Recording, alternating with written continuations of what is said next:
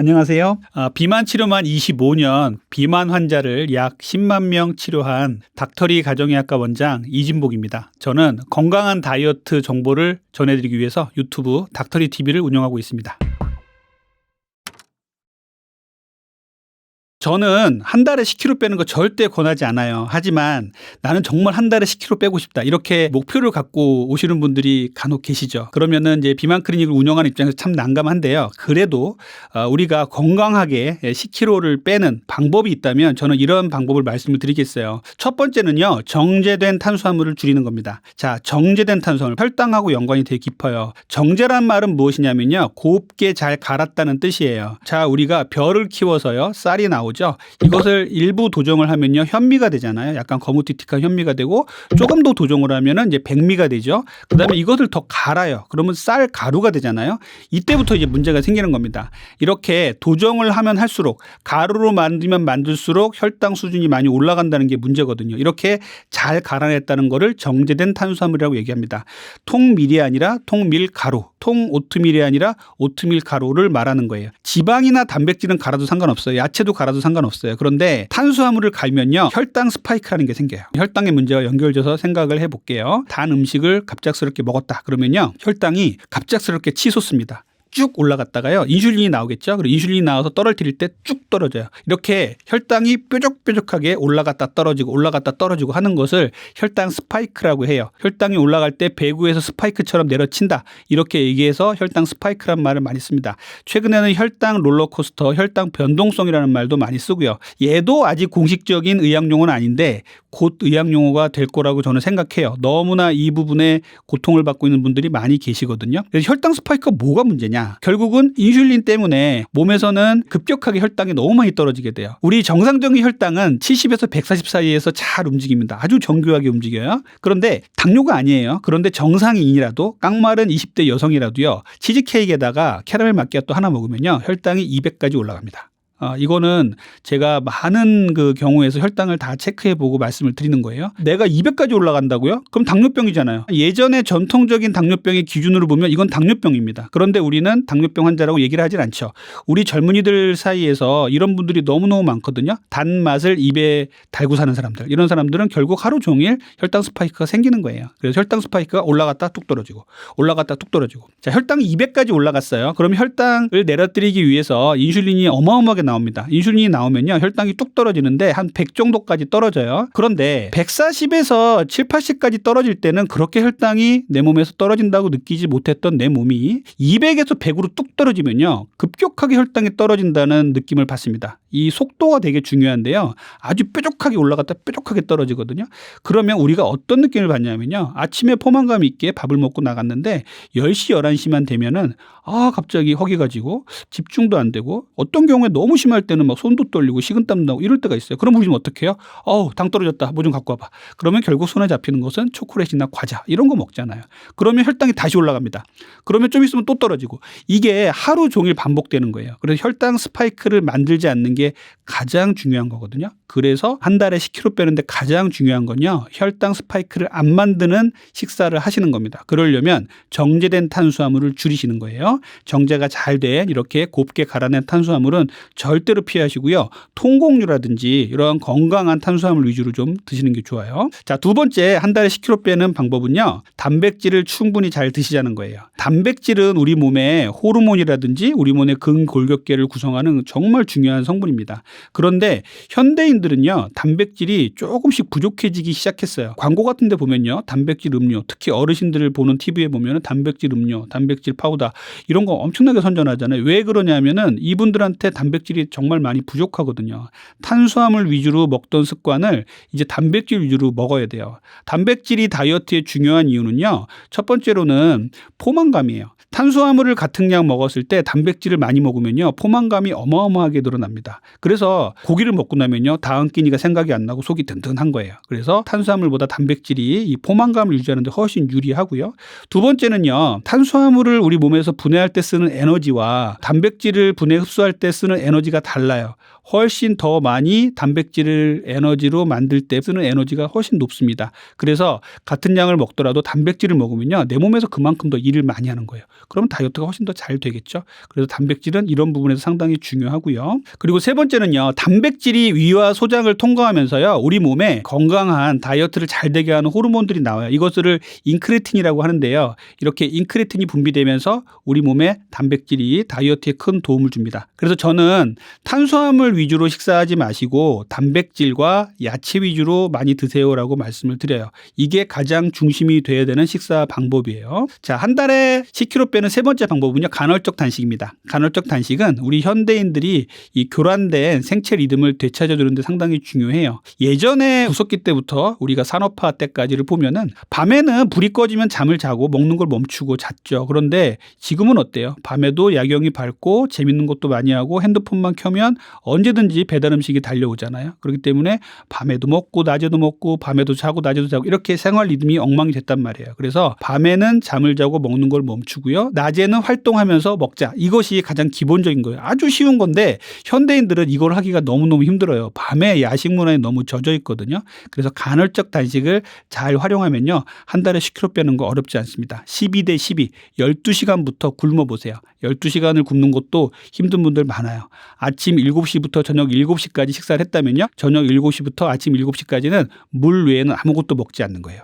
이런 생활 습관을 갖는 것 정말 중요해요. 그리고 네 번째는요, 규칙적인 식사예요. 자, 규칙적인 식사, 이때 먹으나 저때 먹으나 다 똑같은 거지 규칙적으로 왜 먹으라고 하지? 라고 얘기할 수 있는데, 규칙적인 식사는요, 우리 현대인들한테 정말 중요하거든요.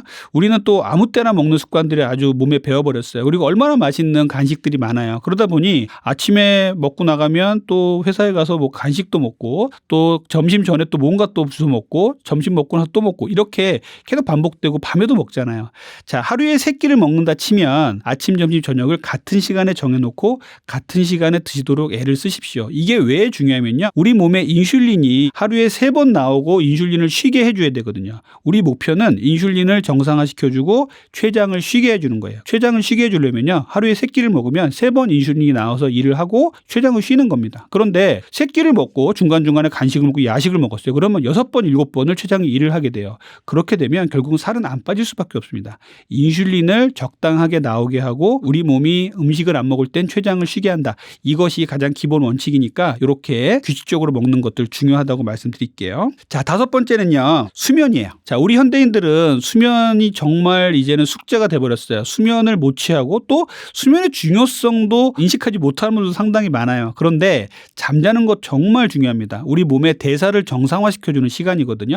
그래서 하루에 7시간 반 전후에 숙면은 꼭 취해 주셔야 돼요. 밤 10시부터 새벽 2시까지는요, 천연 식욕 억제 호르몬이 나옵니다. 제가 붙인 이름인데요. 이 호르몬이 성장 호르몬이에요. 아이들은 성장 호르몬이 키를 크게 하는 데 쓰여지지만요, 어른들 다 자란 성인들한테는요, 성장 호르몬이 대사를 정리를 해주고요, 내장 지방을 사지 말단으로 지방을 퍼뜨리는 역할을 해요. 그런데 잠을 못 자면 어떻게 되냐면요, 식욕이 막 요동을 치죠. 렙틴, 그렐린 같은 식욕 조절 호르몬도 요동을 치고요, 또 코티졸 같은 호르몬이 나와서 몸을 엉망으로 만들어 버립니다. 그래서 잠을 못 자고 나면 다음날 이상하게 평소에 당기지도 않았던 라면이 땡기고 빵이 땡기고 이런 거예요. 그래서 잠을 충분히 주무시라는 것, 이것이 정말 10kg를 빼는데 정말 중요한 거예요. 그리고 이제 마지막 6번째는요, 운동이에요. 우리가 다이어트를 할 때 있어서 식사가 80, 운동이 20, 뭐 이렇게 얘기하시는 분들 많이 계세요. 운동의 퍼센테이지는 분명히 낮습니다만 운동을 등한시하시면 안 돼요. 운동은 운동 자체대로 에너지를 발산하고 그리고 근육을 키우는 데 중요한 역할을 하죠. 그런데 그것보다 더 중요한 것은요, 저는 이런 정신적으로 운동을 하면 아주 개운하고 기분 좋잖아요. 다이어트를 지속하게 해줄 수 있는 힘을 줍니다. 동기를 주고요, 의지를 줍니다. 그렇기 때문에 저녁에 빨리 걷기를 하고 들어와서 흠뻑 젖은 사람이 집에 들어와서 단맛 나는 케이크를 또 먹고 자겠어요? 내 몸에 더 나쁜 것 이제 들어오지 않게 해야겠다, 이렇게 다짐을 하게 되죠. 그렇기 때문에 우리는 운동이 상당히 중요합니다. 그래서 10kg 빼실 때 마지막으로 저는 운동을 꼭 강조드리고 있습니다. 저는 다이어트를 하실 때 계란을 2개씩 먹으라고 꼭 말씀을 드려요. 저는 계란을 먹으면서 항상 그런 생각을 합니다. 야, 계란이 없었다면 얼마나 우리가 식단을 짜기가 어려웠을까라는 생각하거든요. 계란의 장점은요. 여러분들 잘 아시잖아요. 계란은 완전식품이라고 하잖아요. 물론 뭐 비타민C나 섬유질은 없어요. 모든 영양소가 거의 다 들어있는 것을 완전식품이라고 합니다. 완전식품을 먹는 것이 우리 몸에 정말 중요하겠죠. 이렇게 건강을 위해서 계란을 먹는 거 정말 중요하고요. 두 번째는요. 단백질 함량이 상당히 높아요. 그래서 헬스 하시는 분들이 계란 흰자를 먹는 거거든요. 계란 흰자, 노른자 다 합해서 단백질 함량 상당히 높고요. 보통 크기 계란 한 개에는요. 6g 정도의 단백질이 들어 있습니다. 그래서 이렇게 계란을 잘 드시면요. 단백질 섭취가 잘 되고 또 이제 세 번째는 단백질이 많다 보니까 또 포만감이 생겨요. 저는 뭐 계란 2-3개 정도를 아침에 꼭 먹는데 그렇게 먹고 나가면 정말 포만감이 점심때까지 지속되는 걸 많이 느끼거든요. 그래서 세 번째는 포만감 때문에 아주 좋은 다이어트 식품이 될 수가 있어요. 그리고요. 필수 아미노산들이 상당히 많이 들어있기 때문에 이제 완전식품이라고 하는 것 중에서는 이제 필수 아미노산 얘기가 꼭 들어가거든요. 필수 아미노산이 들어가야 단백질 합성이 잘 돼서 근육도 늘려주고 그리고 대사를 정상화시켜줍니다. 이 부분이 가장 중요하고요. 또 마지막으로는요. 조리 방법이에요. 계란은 여러 가지 요리로 조리할 수 있잖아요. 후라이를 할 수도 있고 계란을 삶아서 먹을 수도 있고 오믈렛으로 먹을 수도 있고 스크램블로 먹을 수도 있고 이렇게 해서 여러 가지 요리 방법으로 다양하게 먹으면서 좀 질리지 않게 먹을 수 있다는 이런 장점이 있습니다. 그래서 다이어트 할 때 정말 좋은 건강식품입니다. 계란을 먹는 방식 중에 제일 좋은 것은요. 삶은 달걀이고요. 또 추천을 한다면요. 오믈렛이나 스크램블 같은 걸 추천을 드려요. 약간 저온 요리잖아요.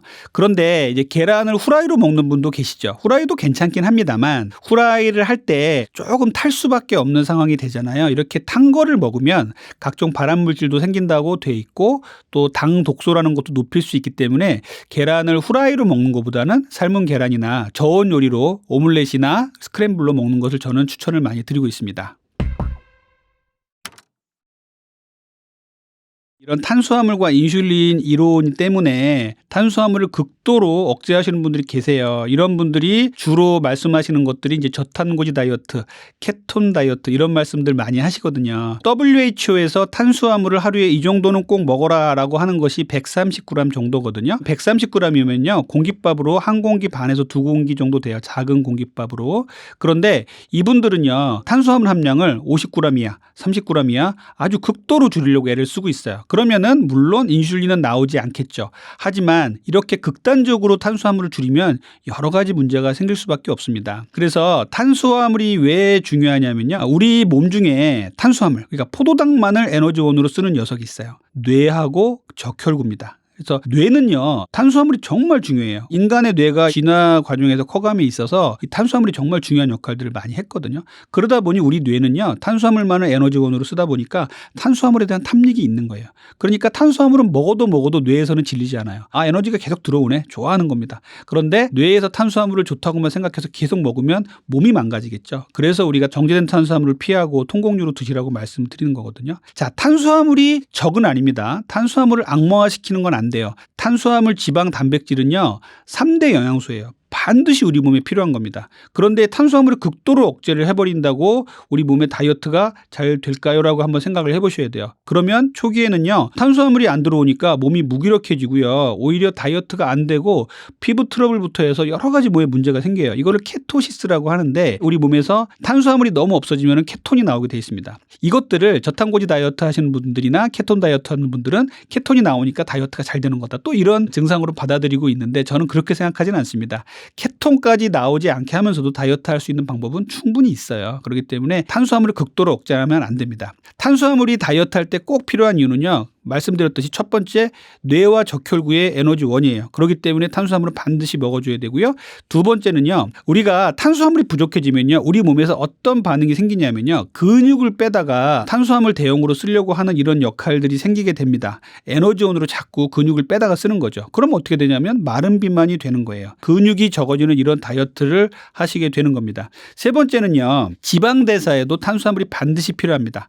지방은 탄수화물 불꽃 속에서 태운다. 최고다 이런 말이 있거든요. 그렇기 때문에 탄수화물이 지방을 태울 때도 반드시 필요해요. 그렇기 때문에 탄수화물을 극도로 억제하는 다이어트는 저는 바람직하지 않다고 생각해요. 예를 들어 이 저탄고지 하시는 분들이나 케톤 다이어트 하시는 분들은 이제 제가 이렇게 말씀드리면 반박을 하시는데 저는 이런 분들을 병원에서 다이어트 클리닉에서 아주 많이 봅니다. 케톤 다이어트나 저탄고지 다이어트 하다가 병원에 왔는데 살은 하나도 안 빠지고 여러 가지 문제가 생기면서 고지혈증이 너무 많이 높아지고 이런 분들 많이 계시거든요. 그리고 검사를 해보면 지방은 하나도 안 빠지고 근육만 빠지고 이런 분들 상당히 많이 계세요. 그래서 이렇게 우리 몸이 케톤이 나올 정도로 극도로 탄수화물을 억제를 해버리면요. 우리 몸에 좋은 효과가 있다라고 그분들은 얘기를 하시지만 저는 그렇게 생각하진 않아요. 케톤은요. 비상용 연료예요.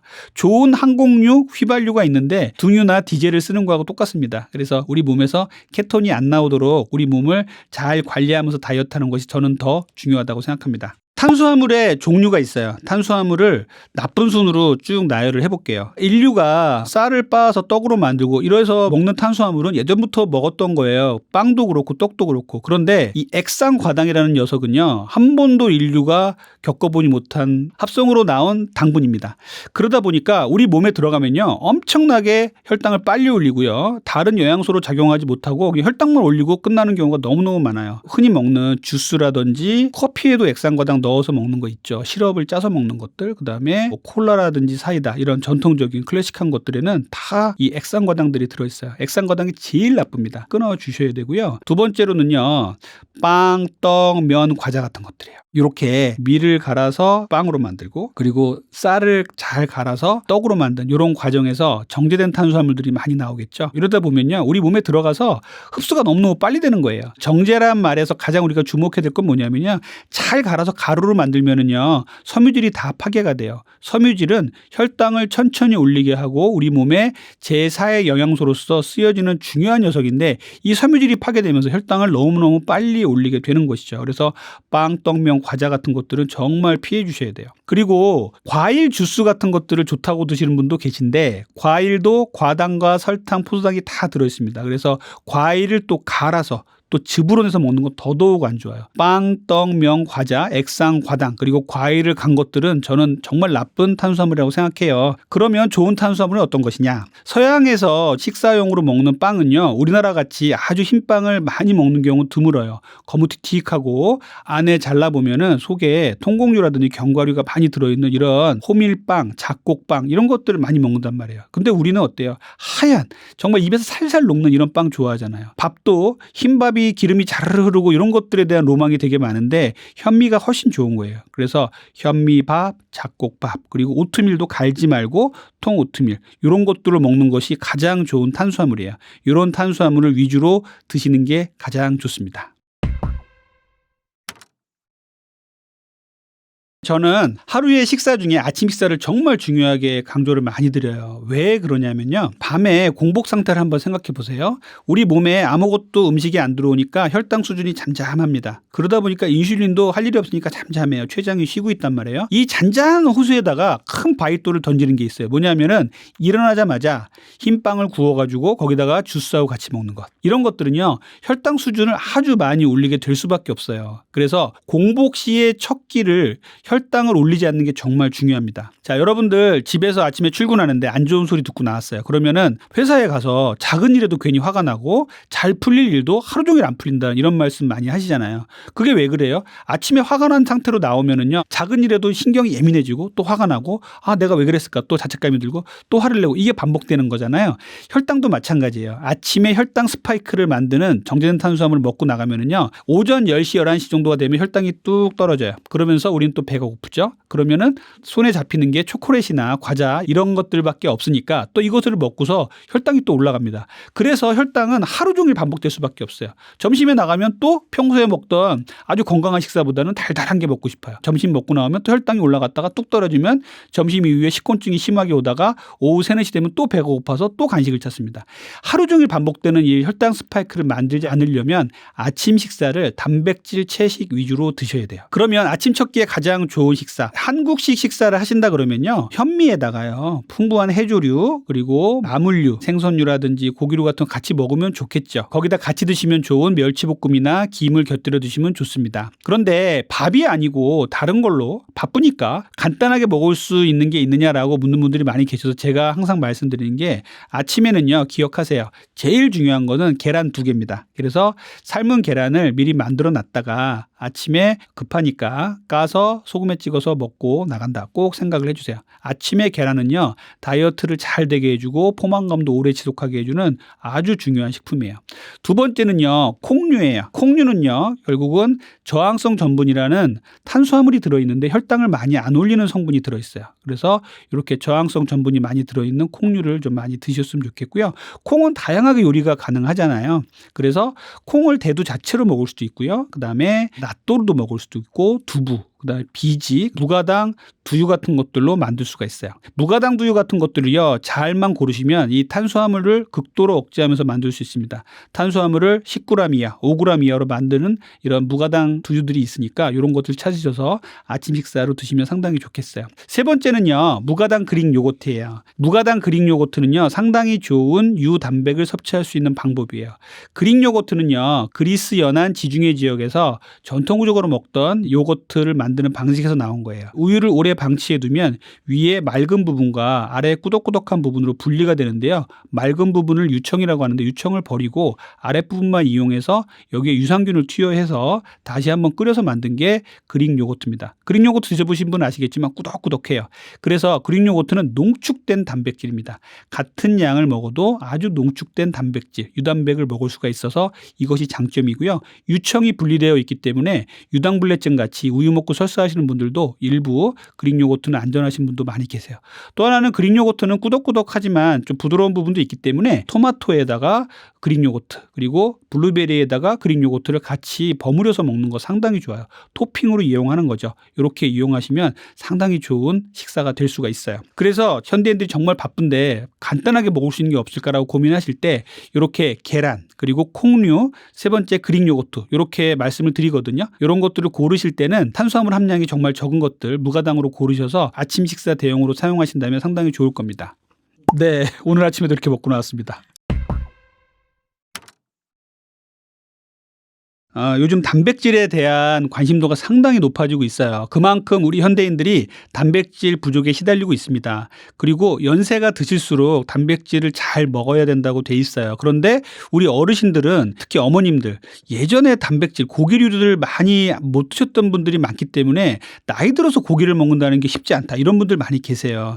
그래서 고기를 사드리려고 외식을 하러 나갔다 왔더니 속이 안 좋다. 이런 분들 보면 참 마음이 아픈데요. 이렇게 단백질이 이제 나이가 들수록 더 중요해지는 이유는요. 우리 호르몬을 구성하는 성분이에요. 모든 호르몬들이 단백질에서 나옵니다. 그래서 이 대사에 중요한 호르몬들을 유지하기 위해서라도 단백질 섭취가 상당히 중요해요. 그리고 단백질은 근육의 원천이잖아요. 근육이 약해지면 안 됩니다. 낙상을 하더라도 근육이 좋으신 분들은 골절이 안 돼요. 그런데 조금만 넘어져도 이제 골절이 되는 분들은 아주 근육이 부족하신 분들 이런 분들이 계시단 말이에요. 자, 그러면 단백질을 어떻게 먹을 것이냐. 고기 말고 단백질을 생각이 잘 안 나시는 분도 많이 계시죠. 단백질은 동물성 단백질, 식물성 단백질이 있어요. 동물성 단백질에 좋은 것들은요. 닭가슴살, 계란, 그다음에 생선의 흰살, 그리고 수육의 고기 부분 이런 것들이 아주 좋은 동물성 단백질이죠. 그런데 이런 것들을 못 먹겠다 이런 분도 계시는데 저는 그래도 계란 정도는 드실 수 있는 분이 계시다면 계란은 좀 드시고 그 상황에서 식물성 단백질도 많이 추천을 드려요.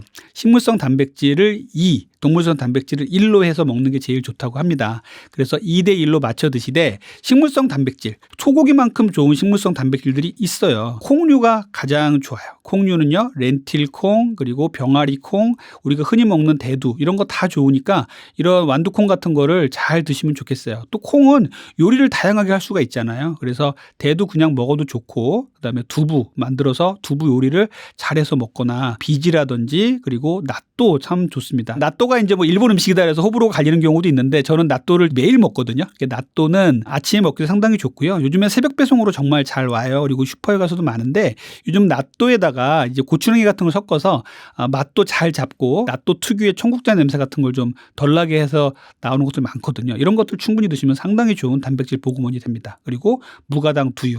두유도 단백질 함량이 상당히 높고요. 그리고 저항성 전분이 상당히 많습니다. 탄수화물 함량을 5g 이하짜리로 구해서 먹으면 제일 좋겠어요. 자, 콩류 다음에 좋은 단백질의 보급원은요. 버섯이에요. 버섯은요. 상당히 좋은 단백질 보급원이에요. 그래서 산에서 나오는 소고기, 산에서 나오는 스테이크다 얘기를 하는 거예요. 버섯에는요. 단백질 함량이 상당히 높고요. 또 버섯을 제가 추천드리는 이유는요. 비타민 D가 상당히 높아요. 우리 다이어트 하시는 분들 또 연로하신 분들이 골다공증에 비타민 D 정말 중요하거든요. 비타민 D를 영양제로 안 먹고도 이렇게 버섯만 충분히 섭취하셔도 비타민 D 상당히 많이 올릴 수가 있습니다. 쫄깃쫄깃하고 맛도 좋으니까 버섯을 아주 충분히 많이 드시면 좋겠어요. 세 번째는요. 호박씨예요. 호박씨에 단백질이 많아 이렇게 놀라시는 분도 계실 텐데 호박씨 단백질 함량 상당히 높아요. 그래서 호박씨를 잘 말려서 간식으로 쟁여놨다가 배가 고플 때마다 호박씨를 한두 개 까먹으면 참 고소하잖아요. 그래서 호박씨를 하루에 한 주먹 정도 먹는 거 괜찮거든요. 이렇게 호박씨 드시면 좋겠고요. 마지막으로는 아몬드입니다. 아몬드에도 불포화 지방산도 많지만 단백질도 상당히 많아요. 그래서 이렇게 식물성 음식에도 단백질이 많다라는 부분 생각해 주시고요. 단백질이라고 해서 꼭 고기만 있는 건 아니니까 단백질을 식물성도 생각을 해 주시고 단 식물성만 너무 올인해서 드시면 안 돼요. 그러면은 동물성 단백질에서 얻을 수 있는 필수 아미노산이 있습니다. 이 필수 아미노산을 못 얻을 수 있기 때문에 건강에 안 좋은 영향을 미칠 수가 있어요. 기억하세요. 식물성 단백질을 2, 동물성 단백질을 1로 해서 꼭 드셨으면 좋겠습니다. 제가 다이어트 클리닉 하면서 많이 만나는 분 중에 나는 오트밀을 매일매일 먹는데 살이 안 빠져요. 그래서 오트밀을 어떤 거 드세요? 하고 제가 보면은 갈아낸 오트밀을 우유 같은 데 타서 드시는 분들이 좀 계시는데 이거는 그냥 다이어트 식품이 아니고 그냥 식품입니다. 건강식품이에요. 자, 제가 말씀드렸죠. 오트밀은요 상당히 좋은 탄수화물이에요. 세계 슈퍼푸드를 꼽을 때 꼭 10위 안에 들어가는 게 오트밀입니다. 왜 그러냐면요. 오트밀은요 탄수화물도 많지만 단백질 함량이 상당히 높아요. 그래서 오트밀을 최고로 치는 거예요. 그래서 오트밀을 먹으면 근육량도 늘어나고 다이어트도 상당히 잘 되거든요. 문제는 오트밀 드셔보신 분 아시겠지만 오트밀은 먹기가 정말 까다로워요. 압착 오트밀 같은 거 그냥 물에 불려가지고 먹으려고 그러면요. 정말 종이장을 씹는 것 같다. 이런 식감을 말씀하시는 분들이 많이 계시거든요. 그러다 보니까 오트밀을 먹기 쉽게 오트밀이 좋다고 하니까 갈아서 또 물에 타먹게 나오는 것들이 있습니다. 이것들은요. 오트밀 가루 이런 것들은요. 좋은 다이어트 음식이 아니에요. 혈당을 많이 올립니다. 탄수화물은요. 정제가 되면 될수록 혈당 수준을 많이 올린다고 했고 혈당 수준이 올라가면 살이 찐다고 말씀드렸잖아요. 그런데 이렇게 갈아낸 오트밀을 먹고 제가 혈당을 재봤더니 그냥 일반적인 밀가루 종류 정도보다는 조금 낮지만 다 혈당이 많이 올라갑니다. 그렇기 때문에 오트밀을 먹을 때는요. 분쇄하면 안 돼요. 갈아낸 오트밀이 아니고 조각도 아주 분쇄가 많이 된 게 아니고 압착된 오트밀, 통 오트밀을 먹어야 돼요. 요즘에 본죽 같은 데 가보면요. 밥을 일반 백미 또는 귀리밥으로 이렇게 구분해서 고를 수 있게 만들어놨는데 정말 저는 칭찬하고 싶거든요. 일반 가정에서 귀리밥을 해먹는 건 좋지만 좀 까다롭잖아요. 그러니까 외식을 하실 때만이라도 이런 본비빔밥 같은 데 가지고 귀리밥을 드셔보세요. 그러면 혈당 수준도 상당히 좋고 이 귀리를 밥으로 잘 만들면요. 되게 재밌어요. 입안에서 톡톡 터지고 쫄깃쫄깃하거든요. 그래서 귀리를 먹을 땐 이렇게 귀리밥으로 드시라는 말씀을 드리고요. 두 번째는요. 귀리를 먹을 때는요. 오버나이트 오츠라는 게 있습니다. 이게 뭐냐면은 요거트에다가요. 통 귀리를 냉장고에 넣어서 하룻밤을 재웁니다. 그러면은 밤새 오트밀에서 수분을 흡수해 가지고요. 통통해지거든요. 그걸 아침에 먹으면요. 통 오트밀을 먹을 수가 있어요. 이렇게 먹는 게 진짜 잘 먹는 겁니다. 이렇게 먹으면요. 분쇄하지 않은 탄수화물을 먹는 거기 때문에 혈당 수준이 많이 높지가 않습니다. 약간 조각이 난 오트밀 파는 경우가 있어요. 스틸컷 오트밀 이런 것들이 있는데 이런 것들은요. 약간 반반이에요. 조각을 약간만 낸 것들은 몸에 좋을 수 있지만 그러다 보면요. 가루가 대부분인 것도 많아요. 이런 것들은 좋은 오트밀 아닙니다. 그래서 오트밀을 보면서 우리가 정제된 탄수화물을 공부할 때 꼭 저는 말씀을 드리는데 정제된 탄수화물이 문제가 되는 것은 오트밀처럼 통 오트밀은 아주 건강에 좋고 다이어트에 좋지만 이렇게 갈아내고 잘라내는 것들 많이 한 음료들 그리고 가루를 타서 물에 타서 먹는 것들은 대부분 혈당을 많이 올리게 돼 있습니다. 땅콩 버터는요. 살찔 것 같은 같은 음식이지만 실제로는 잘만 먹으면 다이어트와 건강에 도움이 되는 식품입니다. 땅콩 버터에는요, 버터가 들어가 있지 않습니다. 그런데 왜 땅콩 버터라고 부르냐면요, 드셔보신 분은 아시겠지만 버터처럼 식감이 꾸덕꾸덕하죠. 그래서 이것들을 이제 좋은 통밀빵이라든지 과일 같은 데 발라 먹으면 몸에 좋다, 이런 연구들이 상당히 많이 있어서 저도 땅콩 버터 얘기를 참 많이 하는데요. 땅콩 버터의 장점은요, 아주 좋은 불포화 지방산이 많고요. 그리고 단백질류도 상당히 많습니다. 그리고 잘만 만든다면 탄수화물 함량을 또 극도로 억제할 수가 있어요. 탄수화물 함량을 영양성분표에서 보시고 10g 이하, 5g 이하짜리를 고르시면 아주 좋은 땅콩버터를 먹을 수 있고요. 제가 좀 주목하는 부분이 뭐냐면요, 갈색 지방이라고 있어요. 갈색 지방은 아기 때 우리 몸에 있었다가 성인이 되면 퇴화되는 조직인데, 백색 지방은 몸에서 나쁜 역할을 하지만 갈색 지방은 백색 지방을 태워주는 역할을 하는 건데, 이 땅콩버터가 갈색 지방을 재활성화시킨다는 연구들이 일부 있습니다. 그래서 이런 부분에서도 다이어트에 도움이 돼요. 그리고 올레산, 리놀레산, 이런 좋은 지방들을 갖고 있는 게 땅콩버터이기 때문에 이런 것들에 대해서 땅콩버터를 드시면 되는데, 땅콩버터의 하루의 총량은요, 큰 스푼으로 2스푼입니다. 서양 티스푼으로 2스푼이라고 이제 미국에서는 얘기를 하고 있는데요. 서양 티스푼 상당히 커요. 아주 깊고 크거든요. 그걸 뜨면 2스푼이면 30cc 된다고 해요. 근데 우리나라 사람들은 서양인보다 체구도 작고 하니까 우리나라 수저로 하루에 2스푼 정도 먹으면 끝이라고 생각하셔야 돼요. 제가 땅콩버터를 강조하는 이유는요, 우리가 다이어트 한다 그러면 다 맛없는 음식들 천진데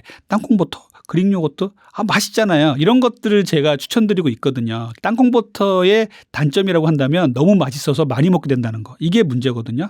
땅콩버터를 사과에 한번 발라서 드셔보세요. 그러면 이 사과의 아삭아삭한 맛과 땅콩버터의 고소한 맛이 어울려서 정말 맛이 괜찮습니다. 그래서 정말 내가 다이어트를 하는데 뭘 먹을지 걱정이 되고 뭘 먹을지 몰라서 막 혼란스러울 때 땅콩버터의 사과, 저는 정말 추천드리는 조합이에요. 그래서 이렇게 드시면 되는데, 제가 계속 2스푼이라고 강조하는 이유가 있어요. 땅콩버터에는요, 오메가6라는 성분이 들어있습니다.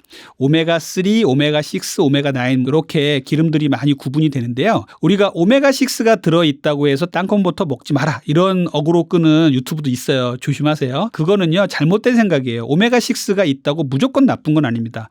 적게 먹으라는 소리예요. 자, 내가 다이어트를 하는데 좋은 음식을 많이 먹고 있어요.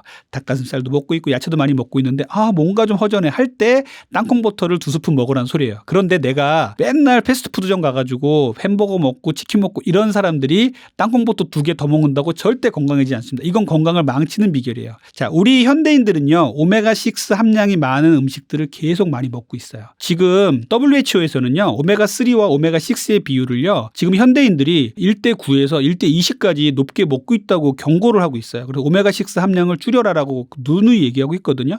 그런데 우리가 다이어트 식단을 하다 보면 오메가6를 먹을 일이 그렇게 많지 않습니다.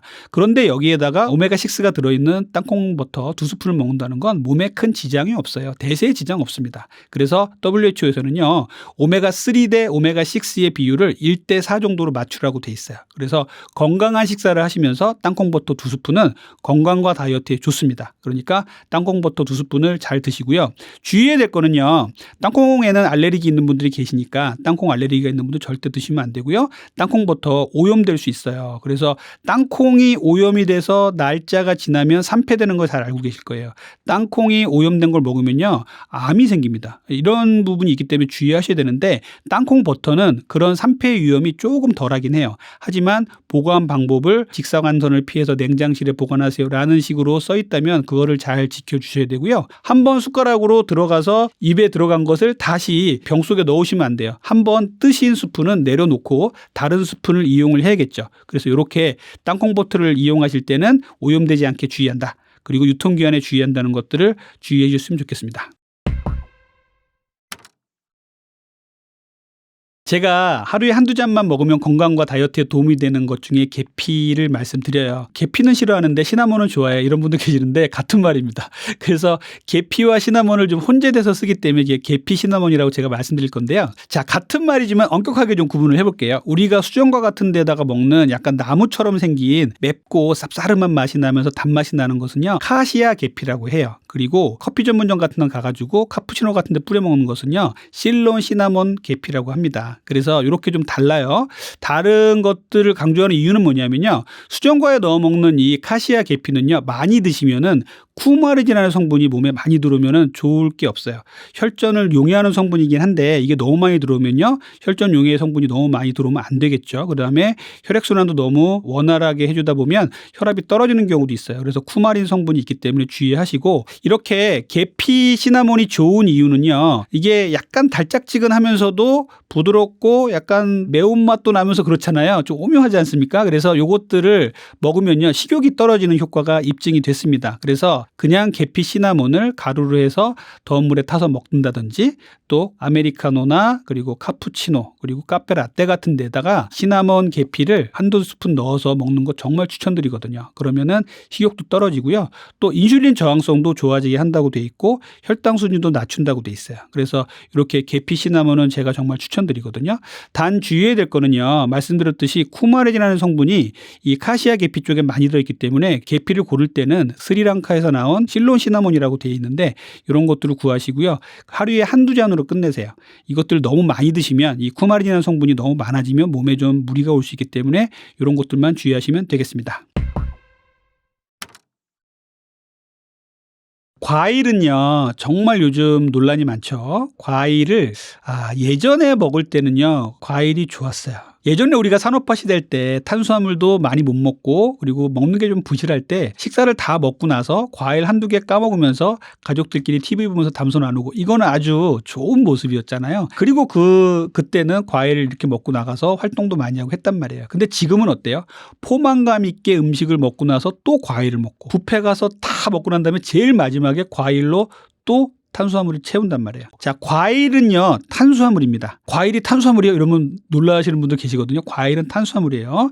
과일은 섬유질과 수분을 빼면요, 대부분 설탕, 과당, 포도당이 포함되어 있는 탄수화물입니다. 그래서 혈당 수준을 일부 높일 수 있습니다. 과일에 따라 달라요. 그래서 이렇게 설탕과 과당, 포도당의 함량이 다른 거에 따라서 과일의 맛이 조금씩 이제 달라지기 시작합니다. 예를 들어 망고라든지 바나나라든지 파인애플 같은 것들은요, 혈당 수준을 많이 높여요. 그래서 당뇨가 있는 분들 그리고 다이어트를 하려는 분들은 좀 피하시는 게 좋고요. 그리고 사과라든지 배가 아주 단맛이 강한 게 아니라면은 추천을 드립니다. 그리고 제일 좋은 거는요, 자몽이라든지 아보카도 그리고 과채지만 토마토, 레몬 이런 것들은 아주 좋은 과일이거든요. 이런 것들을 좀 위주로 드셔야 돼요. 과일을 드실 때는 자기 주먹 하나가 하루 총량입니다. 그래서 우리 사과 같은 것들은 뭐 반쪽이나 한 개 정도가 되겠죠. 이렇게 먹는 게 제일 좋고요. 그 이상 드시면은 우리 몸에 썩 좋을 이유가 없어요. 우리는 탄수화물이 넘쳐나는 시대에 살고 있기 때문에 과일을 좀 줄이라는 말씀을 드린 거예요. 자, 그런데 여기서 망고 그리고 바나나 그리고 파인애플류를 또 말려서 또 갈아서 즙으로 내서 먹습니다. 그러면 어떻게 될까요? 우리가 과일을 먹는 데의 이점은요. 그 과일 안에 들어있는 섬유질이 상당히 중요한데 섬유질을 다 파괴해버린 걸 먹는 게 갈아낸 걸 먹는다든지 즙을 내서 먹는 거란 말이에요. 즙을 내서 먹거나 이런 것들 정말 안 좋아요. 그래서 최근에 뭐 과일을 이렇게 갈아가지고 먹는 다이어트 방법 무슨 알파벳 주스로 달린 주스 저는 별로 추천하지 않습니다. 오히려 그냥 그런 과일들을 씹어 드십시오. 씹어 드시는 게 제일 좋고요. 결국은 야채도 거기서 갈아 드시는데 야채도 섬유질이 다 파괴된 걸 드시는 거 썩 좋지 않거든요. 그래서 야채도 마찬가지고 다 씹어 드시는 게 좋고요. 말린 과일은 왜 나쁜가 하면요. 말린 과일은 단위 면적이 줄어들잖아요. 우리가 말리면은요. 이게 작아지는데 그것들을 시각적으로 보고 목 넘김을 먹다 보면 너무 많이 먹게 됩니다. 그래서 일반적인 과일을 먹고 나서 포만감을 느끼는 것보다 말린 과일은 포만감을 못 느끼기 때문에 더 많이 먹게 되고 혈당지수, GI 지수, GL 지수가 엄청나게 높아져요. 그래서 이런 부분을 조심해야 되기 때문에 과일은 당도가 낮은 과일을 꼭꼭 씹어서 껍질째 먹는 게 제일 좋습니다. 탄수화물의 단맛이 나쁘다 하니까 이 식품 업계 쪽에서는 조금 이제 꼼수를 쓰기 시작해요. 저당입니다. 그리고 안심하십시오. 탄수화물 수치가 낮습니다라고 해서 탄수화물 함량을 보면 정말 낮아요. 여기에 섞여 있는 것 중에 주의해서 보셔야 될 게 또 짠맛입니다. 최근에 제가 어떤 음식을 먹어봤는데 이 음식에 탄수화물 함량이 정말 적은데 맛있어요. 그래가지고 뒤에 영양성분을 보니까 나트륨 함량이 어마어마합니다. 이렇게 단맛 대신에 짠맛을 넣어서 맛을 잡으려는 노력들을 식품업계에서 많이 한단 말이에요. 결국 짠맛은요 나트륨이고, 나트륨 함량이 많아지면 결국은 혈압을 올리고 혈관에 좋을 리가 없습니다. 그리고 부종을 만들죠. 그리고 계속적으로 짠맛은 단맛을 부르게 돼 있어요. 그래서 단짠이라고 하잖아요. 그래서 이렇게 짠맛에 길들여지면 안 되거든요. 그래서 짠맛도 상당히 주의해야 될 거니까 반드시 영양성분표를 한번 보시고 탄수화물 함량도 보시고 나트륨 함량이 높지 않은가를 한번 더 확인하시면 좋겠습니다. 저는 다이어트 클리닉에 찾아오시는 모든 분들께 식후에 걸으라고 말씀을 드려요. 식후 걷기는요 혈당을 떨어뜨리고 건강에도 많이 도움이 되죠. 식후에 걷는 거 갖고 무슨 운동이 돼 이런 말씀 많이 하실 수 있는데, 우리가 다이어트 클리닉에 찾아오시는 이 고도비만 환자분들은요 정말 운동량이 부족하신 분 많거든요. 그런데 이 걷기조차도 힘드신 분들한테 무슨 고강도 운동을 시킨다, 이거는 정말 힘든 일이에요. 그래서 걷기가 가장 기본이 되는 운동입니다. 자, 걷기는요 돈도 안 들죠. 뭐 운동화만 있으면 되고, 그리고 시간과 장소의 제약을 덜 받습니다. 그렇기 때문에 언제든지 나가서 걸으시면 돼요. 의지만 있다면 할 수 있어요. 그리고 걷기가 가능해지면요 이제 속보로 걸을 수가 있겠죠. 속보로 걸으시고, 그다음에 이런 속보가 가능해지시면 러닝도 가능해지고 계단 오르기도 가능해지고 등산도 가능해집니다. 그래서 걷기가 운동이 아니다, 걷기 말고 이거 타세요 라는 어그로를 끄는 유튜브 상당히 많은데, 걷기가 왜 운동이 아닙니까? 다만 강도가 좀 낮은 운동이죠. 그래서 걷기는 가장 중요한 우리 몸을 움직이는 운송 수단이자 운동이라고 저는 생각해요. 식후 걷기 운동을 제가 강조하는 이유는 뭐냐면요, 자, 식후에는요 혈당이 천천히 올라갑니다. 이 혈당이 올라가는 거를 잡아줄 수 있는 건요 운동밖에 없어요. 내가 저녁에 의도치 않게 탄수화물을 억제하려고 그러는데 탄수화물이 많은 음식을 먹었어요. 그러면 할 수 있는 방법은 단 하나밖에 없습니다. 나가서 걸으십시오. 걸어서 혈당을 떨어뜨리는 수밖에 없어요. 그래서 혈당이 200까지 올라갈 것을 걸으시면요 140 정도 150 정도에서 쭉 멈춰서 이제 충분히 걷다가 돌아오시면 되거든요. 저는 식사 후에 바로 걸으시라고 말씀드려요. 식사 후에 바로 걸으면 배가 아프지 않나요? 이런 말씀들 많이 하는데, 배가 아플 정도로 강도가 높게 걷자는 말씀은 아니에요. 배가 안 아플 정도로 서서히 움직이십시오. 예를 들면 퇴근해서 밥을 먹고 나서 남성분들 특히 가만히 소파에 누워가지고 TV 보다가 스르륵 잠드는 경우 많거든요. 이렇게 되면요 혈당이 그냥 200 이상 올라갈 때 가만히 있는 것밖에 안 돼요. 조금만 근육만 움직여줘도 우리 몸은요 혈당을 천천히 올리게 돼 있어요. 우리의 근육은 혈당을 먹는 스펀지라고 하거든요. 그래서 조금씩 움직이세요. 설거지도 하고 재활용도 하면서 가정에서 점수도 따시고, 이 밖에 재활용하러 나갔다가 한 바퀴 돌고 오는 거죠. 그래서 배가 안 아플 정도가 된다면 조금 더 속도를 올려서 20분 이상 한 4, 50분 정도 운동하라고 제가 말씀드리는데, 등에서 땀이 날 정도로 운동을 하고 걷기를 하고 들어오십시오. 그러면은 혈당 수준도 많이 안정이 되고 상당히 건강에도 좋은 방법이 될 겁니다. 자, 우리가 터벅터벅 걸어서 1만 보를 걸었다. 그러면 건강과 다이어트에 얼마나 도움이 될까요? 라고 생각해 보면 별로 도움이 안 되겠죠. 하지만 아무것도 안 하는 것보다는 낫습니다. 그런데 제대로 걸으시려면은요, 걷기에도 강도가 있어요. 이제 뭐 배가 안 아플 정도가 됐다. 그러면은요, 걸을 때 속도는요, 중강도 운동을 하셔야 돼요. 이 중강도 운동은 어느 정도냐면요, 옆에 사람과 대화는 가능하지만 노래는 못할 정도 운동이라고 해요. 대부분 느낌이 좀 오실 거예요. 러닝머신을 한다 그러면 6.5 정도 전후로 놓고 빨리 걷는 거를 말씀을 드리는 거예요. 이런 정도로 걸어야 효과가 있습니다. 그리고 운동을 하실 때 20분 정도 운동을 한 뒤부터 지방이 타기 시작합니다. 그래서 내가 20분 운동하고 딱 끝났다. 그러면 뭐 몸에는 분명히 좋겠고 다이어트에도 일부 도움이 됐겠지만 지방은 별로 태우지 못하고 끝났다라고 생각하시면 돼요. 그래서 20분 정도부터 운동이 시작되는 거니까 50분을 운동을 내가 걷기 운동을 했다. 그러면은 약 30분 정도 지방을 태웠다라고 생각하시면 되는 거예요. 그리고 일주일에 3-4번 이상은 꼭 이런 운동을 해주시는 게 좋고요. 강도라든지 이런 횟수 같은 것들이 상당히 중요합니다. 이런 것들을 꾸준히 반복해서 해주신다면 다이어트와 건강에 상당히 좋을 것이에요. 러닝 하시는 분들은 러닝이 좋다 그러고 걷기 하시는 분들은 걷기 좋다고 얘기를 하시는데, 요즘 러닝 붐이 불었죠. 동호회 만들어가지고 같이 뛰기도 하시고 그러는데 러닝 상당히 좋아요. 내 몸이 러닝을 할 수 있을 만큼의 퍼포먼스가 된다 그러면 러닝 하시라고 말씀드려요. 하지만 몇 가지는 좀 기억을 해주세요. 러닝의 장점은요, 짧은 시간에 강도 높은 운동을 할 수 있다는 것이죠. 만약에 30분 정도밖에 나에게 시간이 없다. 그리고 내가 러닝을 할 수 있는 사람이다 그러면 뛰십시오. 그리고서 오시면은 아주 운동도 잘 되고 다이어트 도움이 될 거예요. 그런데 30분 정도밖에 안 되는데 내가 걷기를 했다 그러면은 다이어트와 건강에 크게 도움은 안 될 겁니다. 그런데 내가 1시간 정도의 시간이 있어요. 그러면 걷기를 할 수 있는 사람들은요, 걷기가 오히려 나을 수도 있습니다. 강도 높은 운동을 하게 되면요, 우리 몸에 에너지를 태울 때 지방을 먼저 태우는 게 아니라 탄수화물을 먼저 태우는 경향이 있어요. 그래서 탄수화물을 먼저 태우는 러닝보다는 지방을 태우게 되는 중강도 운동에 걷기가 더 좋다는, 속보가 더 좋다는 말씀을 드립니다.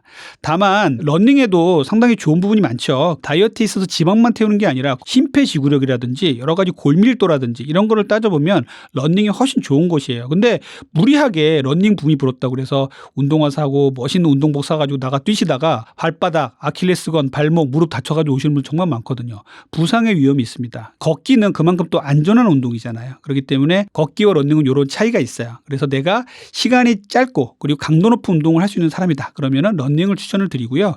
내가 시간이 좀 충분하고 다치는 거 싫고 나이도 좀 많다 그러면은 빠르게 걷는 게 훨씬 더 낫습니다. 여러분들 헬스클럽 같은 데 가보시면요, 옆에서 운동을 하시는 분이 러닝머신을 타는데 갑자기 막 뛰다가 1, 2분 하다가 갑자기 또 천천히 걷다가 또 갑자기 막 뛰다가 한 10분만 하고 내려가요. 끝난 것처럼 다른 운동이에요. 그래서 저게 뭐지? 이렇게 생각하는 분도 계실 텐데 이것이 바로 HIIT예요. 고강도 인터벌 트레이닝이라고 합니다. 이 운동이 왜 중요한가 하면요, 애프터번 효과라 그래서 지방을 꾸준히 태워주는 효과가 있고요, 심폐지구력에도 도움이 된다 그래서 30분, 1시간 운동한 것과 거의 맞먹는 운동으로 10분 정도만 운동해도 이런 효과가 있다고 돼 있어요. 이 HIIT의 장점은요, 모든 운동에 접목할 수가 있다는 겁니다. 걷기라든지 조깅, 그다음에 실내 자전거 타기, 수영 이런 데도 다 접목시킬 수가 있어요. 계단 오르기도 할 수 있습니다. HIIT의 가장 중요한 건요, 불완전한 휴식이에요. 아주 최대의 강도로 빨리 걷거나 뛰다가 불완전한 휴식을 또 취합니다. 걷는 거라면 어슬렁어슬렁 걷거나 뛰는 거라면 천천히 뛰는 정도에 걷다가 또 다시 1분 정도를 아주 강도 높게 뜁니다. 이렇게 반복해서 한 5세트 하면 끝. 이렇게 끝나는 게 고강도 인터벌 트레이닝이에요. 계단 오르기에 접목을 시킨다면요, 한 3, 4층 정도를 빨리 전속력으로 최대 강도로 오르고요, 또 3, 4층 정도를 천천히 계단을 오르고요, 또 3, 4층 정도를 또 빠르게 오릅니다. 이렇게 해서 15층, 20층 정도를 올랐다가 내려오면은 끝입니다. 그래서 이렇게 짧은 시간에 운동을 하는 것이 중요한 거예요. 이 HIIT는요, 우리의 그 진화하고 좀 연관이 있어요. 우리 예전에 선조들은 구석기 때 몸하고 지금 몸하고 똑같다고 얘기를 하잖아요. 우리 예전에 선조들은 먹을 게 없고 짐승이 안 나타나고 이러면은요, 가만히 누워 있다가 갑자기 사냥할 짐승이 뛰어가면요, 갑자기 벌떡 일어나서 뛰었어야 됐어요. 여기서 나온 게 바로 간헐적 단식처럼 간헐적으로 운동을 해도 효과가 있다라고 얘기 나온 게 HIIT입니다. 그래서 간헐적 단식과 HIIT를 병행했더니 효과가 좋더라, 이런 논문들도 상당히 많아요. 그래서 이렇게 고강도 인터벌 트레이닝이 가능하신 분들은 고강도로 운동하시다가 불완전한 휴식을 취하는 운동을 반복해서 하시면 아주 좋겠습니다. 다이어트 클리닉을 하는 저한테 하루 중에 제일 빼놓지 말고 이 시간만큼은 뺏기지 않았으면 좋을 것이 무엇인가라고 물으면 저는 수면 시간이라고 얘기를 하겠어요. 저한테는 정말 수면이 중요하고요. 또 수면은 연구하면 연구할수록 정말 중요한 겁니다. 다이어트 측면에서만 수면을 살펴보면요, 밤 10시에서 새벽 2시까지 숙면을 취할 때는요, 성장 호르몬이 나와요. 성장 호르몬은 아이들한테는 성장을 해주게 하지만 어른들, 다 큰 성인들한테는 지방 대사를 원활하게 해주고요, 식욕을 조절하게 해주고 모든 식욕 조절 호르몬을 정상화시켜줍니다. 그리고 사지 말단으로 지방을 내보내주는 역할을 해요. 그런데 운동이 잠자는 것보다 중요하다, 이런 얘기를 하시는 분들도 계세요. 물론 운동도 중요합니다만 잠자는 시간을 쪼개가면서 운동을 한다, 저는 좀 반대예요. 잠자는 게 더 중요합니다. 또 하나는 운동하시는 분들 아시겠지만 운동을 열심히 하고 단백질을 많이 먹어도요, 잠을 못 자면 근육이 안 붙어요. 근육이 생성되고 재생되는 시간은요, 밤이에요. 잠자는 시간입니다. 그래서 잠이 정말 중요해요. 그런데 요즘 어때요? 우리 현대인들에게는 잠이 정말 숙제가 돼버렸어요. 어떤 분들은 잠에 대한 중요성을 모르시는 분도 계시고요, 어떤 분들은 잠을 정말 취하려고 해도 못 취하겠다, 이런 분도 계세요. 연세 드신 분들 중에 저한테 와서 호소하시는 분들 중에 수면을 잘 못 취한다 그래서 어떻게 주무세요라고 보면은 휴대폰을 들고 유튜브를 보다가 잠이 오면 그때 잔다라고 말씀하시는 분들 계신데 이거 정말 잘못된 겁니다. 휴대폰을 켜면요, 인공 발광 조명이에요. 거기서 나오는 밝은 빛이 우리 망막에 쪼여지면요, 되면요. 아, 낮이구나. 우리 뇌는 인식을 해서 잠을 깨우게 됩니다. 잠을 깨우는 도구를 들고 수면실에 들어가서 잠을 청하는 이 현대인들의 이 업해된 행동은 정말 문제가 있는 겁니다. 그래서 잠자기 한두 시간 전에는요. 모든 밝게 빛나는 인공 조명들을 조금 꺼주시는 게 좋아요. 핸드폰, 태블릿 PC 이런 것들 피하고요. 은은한 조명 밑에서 책을 보다가 잠이 든다. 이게 제일 좋은 거고 이런 것들은요. 수백 년간 인간이 해왔던 것인데 최근 들어서 휴대폰이 나오면서 다 깨져버린 겁니다. 그러다 보니까 우리는 수면 부족에 시달리고 불면증에 시달려요. 그러면 인터넷에 보면 뭐 광고가 수면을 잘 취하게 하는 베개부터 해서 멜라토닌부터 해서 여러 가지 막 팔잖아요. 결국은 문제는 다른 데 있어요. 그 휴대폰을 보지 마시고 끄시고 책을 보다가 주무십시오. 7시간 반 전후, 저는 8시간이면 더 좋겠는데 8시간 정도의 숙면을 취하는 시간을 반드시 가지셔야 돼요. 그래야 우리 몸에 근육이 생성되고요. 다음날 식욕 조절이 잘 되고요. 온갖 식욕에 관련된 호르몬들이 다 정상화가 됩니다. 잠을 못 자면요. 코티졸이라는 스트레스 호르몬이 나와요. 저는 이제 뭐 의대 다닐 때 밤새는 거를 밥 먹듯이 했으니까 밤을 새서 공부를 하면요. 다음날 이상한 게 땡겨요. 평소에 먹지도 않던 라면이 땡기고요. 막 단맛 나는 게 땡기고 그래서 아주 스스로 막 힘들었던 경험들이 되게 많은데 결국 그거였어요. 스트레스 호르몬이 나오고 또 렙틴 그렐린이 교란이 되면서 다음날 식욕을 엉망진창으로 만들어버립니다. 그럼 우린 또 포도당을 엄청나게 먹고 혈당 스파이크를 만들게 되겠죠. 그래서 잠을 잘 주무시면 모든 대사가 정상이 되고 혈당 스파이크도 안 만드는 이런 몸이 될 수가 있습니다. 제가 비만 치료를 한 지가 한 25년 되고 한 10만 명 정도 환자를 진료를 했는데 예전하고 다른 부분들을 많이 겪어요. 첫 번째는 젊은 층들의 비만 환자가 너무 많이 늘었습니다. 특히 남성분들은 제로콜라라든지 이런 인스턴트 음식, 술을 즐기면서 내장 비만, 복부 비만으로 젊은 시절부터 당뇨를 아주 앓고 오거나 이런 분들도 상당히 많이 늘었고요. 여성분들은 마른 비만 환자들이 아주 많이 늘었어요. 이런 그 트렌드가 결국은 어렸을 때부터 계속 단맛에 노출이 되고 또 인공감미료 같은 데 노출이 되는 것들이 문제가 될 수가 있거든요. 그래서 이런 부분들이 정말 달라진 부분이다라고 생각을 하고요. 두 번째는 휴대폰이에요. 우리는 휴대폰으로 모든 걸 할 수 있잖아요. 밤에도 야식도 시켜 먹을 수 있고 우리나라 시스템이 얼마나 잘 발달됐습니까? 그래서 야식 먹는 사람들한테 제일 먼저 해야 될 게 뭐냐면요. 휴대폰 어플에서 배달 어플 지우는 겁니다. 그거부터 하라고 할 정도로 휴대폰이 문제가 많고요. 또 하나는 휴대폰을 들고 있으면서 수면을 방해하게 되기 때문에 잠을 못 주무시는 분들이 너무나 많아졌어요. 최근에 들어서면서 이렇게 모든 상황들이 계속 바뀌고 있어서 상당히 걱정스럽습니다. 우리나라 사람들은요. 서양 사람들에 비해서 췌장이 작아요. 동양인들이 작은데 그중에서 한국 사람들이 유난히 작아요. 그리고 그 췌장에 또 기름까지 껴 있어요. 그래서 우리나라 사람들이 마른 비만이 많습니다. 외국 사람들은 절대적으로 비만이 돼서 췌장이 감당을 못하니까 당뇨가 오는 경우가 많은데 우리나라 사람들은 그냥 말랐는데도 당뇨가 와요. 이런 경우가 뭐냐면 췌장이 그 역할들을 다 해서 그렇거든요. 그렇기 때문에 마른 비만, 마른 당뇨에 있어서 이 췌장의 역할이 중요한데 이렇게 우리나라가 약간 취약한 환경에서 서구의 음식 문화가 들어오고 잘못된 생활 습관을 계속 갖게 되면 앞으로는 비만 환자가 점점점 늘어나서 여러분들의 건강을 심각하게 위협할 수가 있습니다. 건강을 지키셔야 돼요. 노후까지 건강하시려면요. 다이어트, 그중에 비만이 안 되도록 노력하시는 게 제일 중요합니다. 건강하고 비만이 안 되는 신체를 갖고 있어야 나중에 노후에도 건강하고 행복하게 사실 수 있을 거라고 생각합니다.